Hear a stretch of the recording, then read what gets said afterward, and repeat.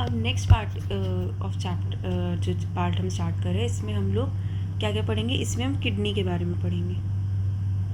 पिछले में हमने सब्सटेंसेस के बारे में बात कर ली थी, हमने एक्सक्रीटरी ऑर्गन्स के बारे में बात कर ली थी। मैंने ये भी बताया था कि किस तरीके से यूरिन जो है वो पूरा बॉडी में पैसेज का काम कर रही है। मतलब वो किडनी से यूरेटर, यूरेटर से यूरेथ्रा, किडनी से यूरेटर, यूरेटर से यूरिनरी ब्लैडर, यूरिनरी ब्लैडर से यूरेथ्रा, कैसे वो मूव कर रहा है यूरिन, ये हमने बात करी थी इसमें। इस अभी पर्टिकुलरली हम क्या पढ़ने जा रहे हैं, अभी हम किडनी का स्ट्रक्चर क्या है वो पढ़ने वाले हैं। मतलब कैसी किडनी का शेप क्या है, उसमें उसके अंदर उसका अगर हम लोग लॉन्गिट्यूडनल सेक्शन देखें तो वो पढ़ने वाले हैं। उसके अंदर जो भी स्ट्रक्चर्स हैं वो पढ़ने वाले हैं। किडनी टिब्यूल्स पढ़ने वाले हैं। ये बहुत ही इंपॉर्टेंट पार्ट है, इससे बहुत सारे क्वेश्चंस भी आते हैं। ठीक है, मेन अभी हम इसमें ये दोनों पार्ट्स पढ़ने वाले हैं। उसके आगे फिर हम ये जो पार्ट्स हम लोग पढ़ेंगे टिब्यूल्स, इसमें किस किस कौन कौन से फंक्शंस परफॉर्म हो रहे हैं ये हम लोग डिटेल में पढ़ेंगे। और फंक्शंस बहुत इंपॉर्टेंट है, शॉर्ट नोट टाइप लिखने में चीज़ें आ सकती है। तो हम लोग शुरू करते हैं। सबसे पहले हमारा क्या है, kidney.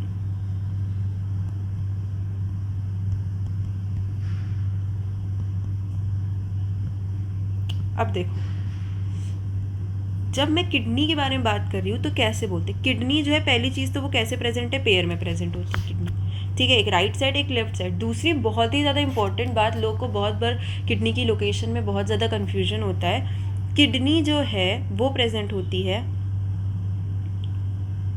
Either side of backbone.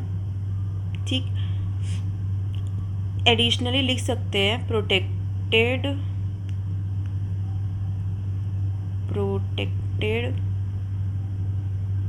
by 2 ribs।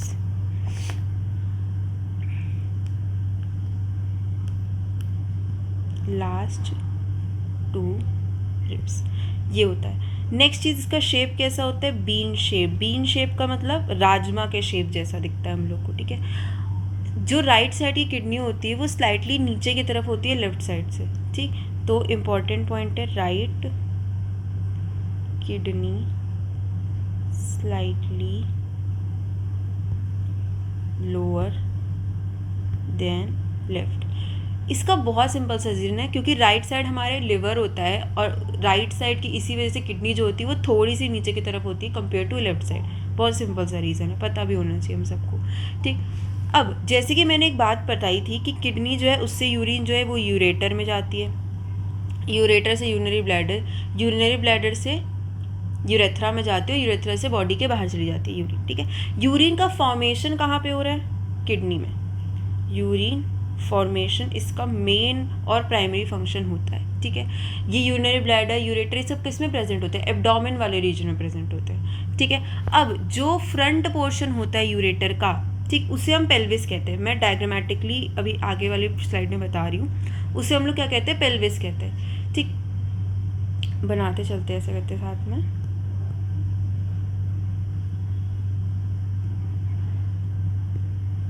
अगर मैं बोलूँ हमारी किडनी का शेप कुछ ऐसा है, हमारी किडनी। ठीक, यहाँ पे रीजन जो होता है जो यूरेटर से इस तरीके से अटैच होता है, इसी को हम पेल्विस रीजन कहते हैं। कायदे से मैं चाहूँ तो इसको ऐसे भी बना सकती हूँ। ये वाला जो रीजन है उसको हम क्या कहते हैं, पेल्विस रीजन कहते हैं। ठीक, बहुत सिंपल सा। और ये जो चीज़ होती है ये हमारे इसको जो हमारी किडनी होती है वो दो पार्ट में, ये जो बाहर वाला पोर्शन होता है इसको हम लोग क्या बोलते हैं, कॉर्टेक्स। इसको हम लोग कॉर्टेक्स वाले रीजन कहते हैं, और इस वाले पार्ट को हम क्या कहते हैं, मेड्यूला वाला रीजन कहते हैं। ठीक, इस रीजन को हम क्या कहते हैं, मेड्यूला कहते हैं। अब इसी में अंदर की तरफ क्या प्रेजेंट होती हैं, हमारे पास पिरामिड्स प्रेजेंट होते हैं। क्या प्रेजेंट होते हैं, पिरामिड्स प्रेजेंट होते हैं।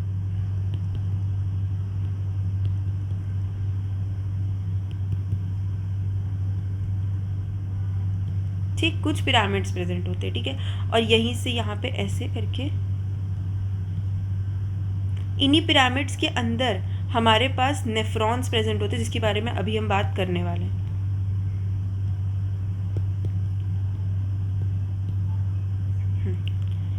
अब होता क्या है, ये क्या है हमारे,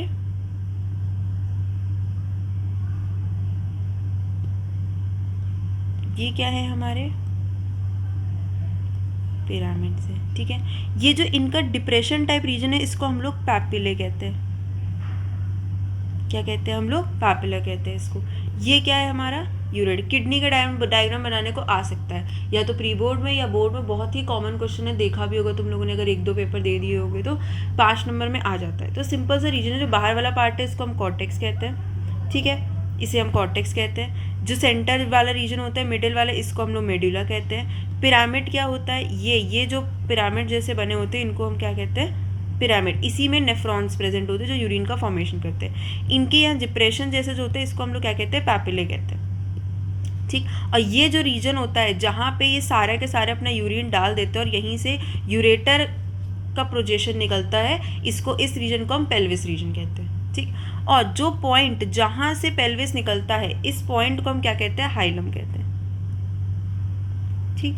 तो ये हमारी किडनी थी, इसमें किसी को कोई दिक्कत नहीं होनी चाहिए, और ये बहुत ही ज़्यादा इम्पॉर्टेंट है, जैसे कि मैंने बताया था, ठीक है। तो यहाँ पे हमने बोला सिंपल सी चीज़ कि यूरिन का फॉर्मेशन करने का काम करते हैं वो जो रीजन जहाँ पे हाइलम क्या होता है? Hilum point from which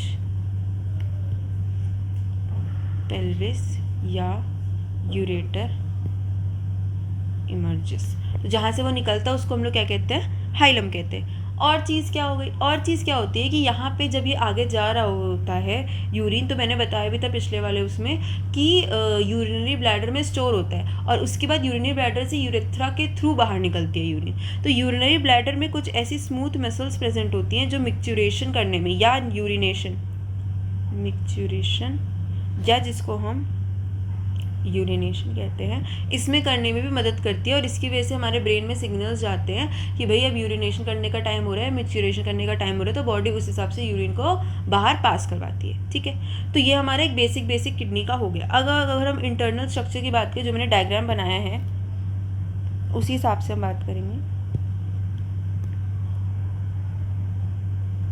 internal structure of kidney, ठीक है।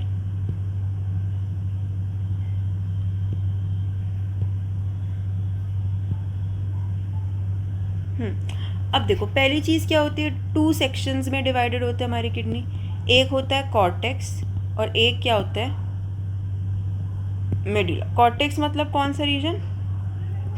आउटर। मेडुला मतलब मिडिल वाला रीजन। उसके अलावा अगर मैं बोलूँ तो जो हमारा मेडुला वाला रीजन होता है, मेडुला वाले रीजन में क्या होता है?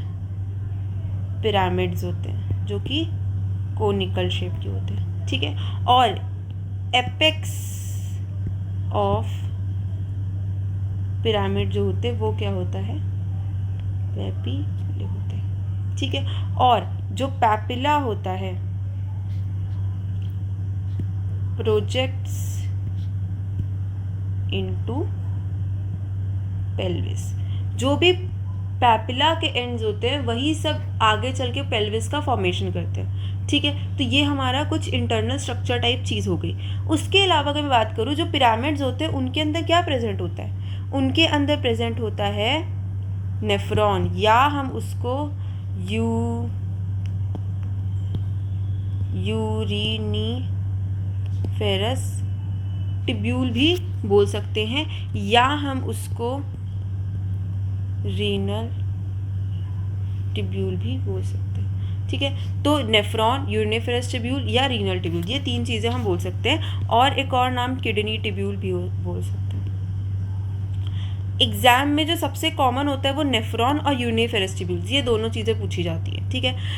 ये जो है स्ट्रक्चरल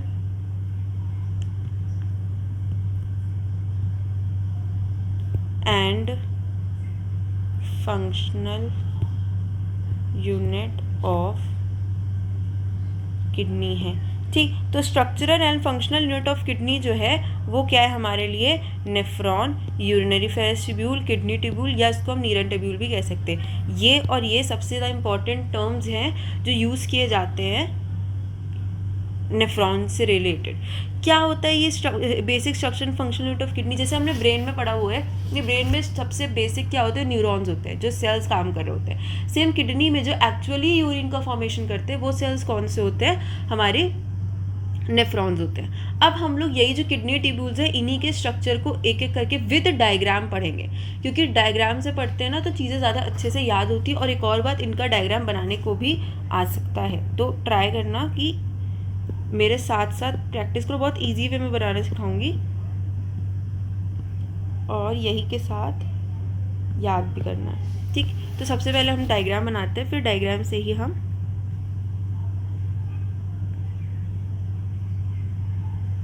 एक मिनट,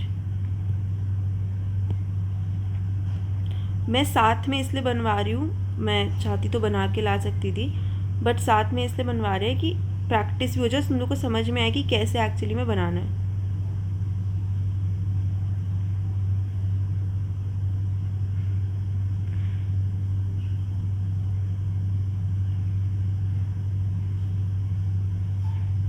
इसको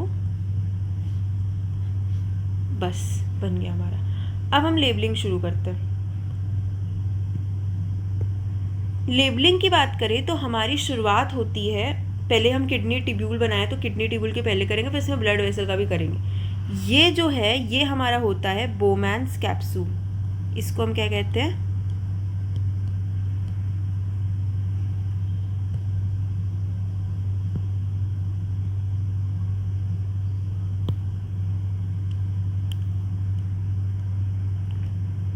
बोमैन्स कैप्सूल। ठीक है, बोमैन्स कैप्सूल कहते हैं इसको हम लोग। ये क्या है? ये है PCT, जिसका फुल फॉर्म होता है प्रॉक्सिमल कॉन्वोल्यूटेड ट्यूब्यूल। ये क्या है? LOH भी कह सकते हैं, या बेटर नेम होता है loop of Henle, Henle's loop भी कहते हैं बहुत से लोग इसको। ये क्या है? DCT, मतलब डिस्टल कॉन्वोल्यूटेड ट्यूब्यूल, और ये होता है कलेक्टिंग डक्ट। ये थोड़ी कॉमन होती है, मतलब कुछ बहुत सारे न्यूफ्रॉन्स जो है मिला के कलेक्टिंग डक्ट का फॉर्मेशन करते हैं, सिंगल नहीं होती हमारी।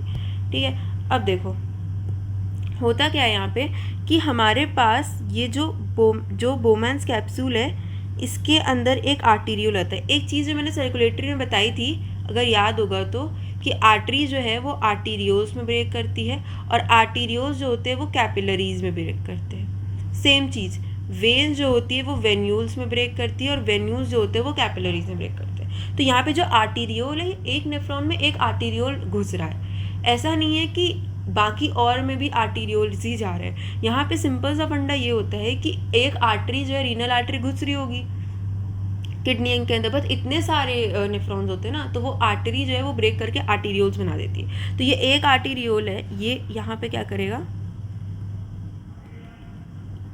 इस तरीके से ब्रेक करेगा इनटू कैपिलरीज। इसको फिर यहाँ पे पतली सी निकलेगी। ठीक, देखो शेप में डिफरेंस है, मैंने ये गलती से नहीं बनाया, जानबूझ के बनाया, और इसका मैं रीज़न बताऊंगी और इससे क्या काम हो रहा है ये बताऊंगी। ठीक, तो ये ऐसे करके ब्रेक करती है, फिर मैं यहाँ पे वापस आके थोड़ा सा ब्रेक कर जाती है, इस तरीके से हो जाती है। ये पूरी लूप ऑफ हेनले में घूमती है, फिर ये यहाँ पे होके चली जाती है। अब हम इसकी लेबलिंग करते हैं। ये जो है इसको हम क्या बोलते हैं? इसको हम बोलते हैं एफरेंट आर्टीरियोल, जो एंटर कर रही है। जो निकल रही है इसको हम क्या बोलते हैं? Efferent arteriole. ये जो जो मैश जैसा बनाया है इसको हम लोग ग्लोमेरुलस कहते हैं। क्या बोलते हैं? ग्लोमेरुलस कहते हैं। ठीक, सिंपल सी चीज़ है। और ये जो लूप ऑफ हेनरी के अराउंड है, इसको हम लोग वासा रेक्टा। इन सब के अपने अपने बहुत इंपॉर्टेंट रीज़न है। कोई भी चीज़ क्यों है क्यों नहीं है, इसका बहुत इंपॉर्टेंट रीज़न है। तो हमने यहाँ पे स्ट्रक्चर पढ़ लिया। एक और बात जो जान लो कि यहाँ पे जो बोमैन्स कैप्सूल और ग्लोमेरुलस है, इनको साथ में हम लोग मैल्फिजियन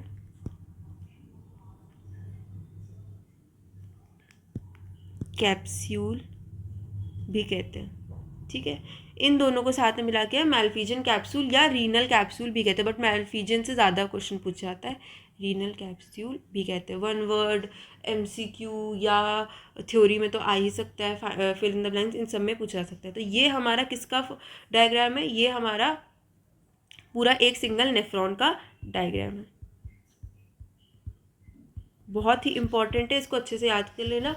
नेक्स्ट वीडियो में मैं और थैंक यू नेक्स्ट वीडियो में मैं इसी में क्या क्या ये पार्ट्स फंक्शन परफॉर्म कर रहे हैं ये सब बताऊंगी। फंक्शन वाइज एक एक का स्ट्रक्चर एक पर्टिकुलर तरीके से क्यों बना है, नेम की भी अपनी मीनिंग है, वो भी मैं अच्छे से बताऊंगी। ठीक है, तो इसको प्रॉपरली देख लेना, बुक से रीड कर लेना। जो डाउट्स हो मुझे कमेंट में बता देना। Thank you.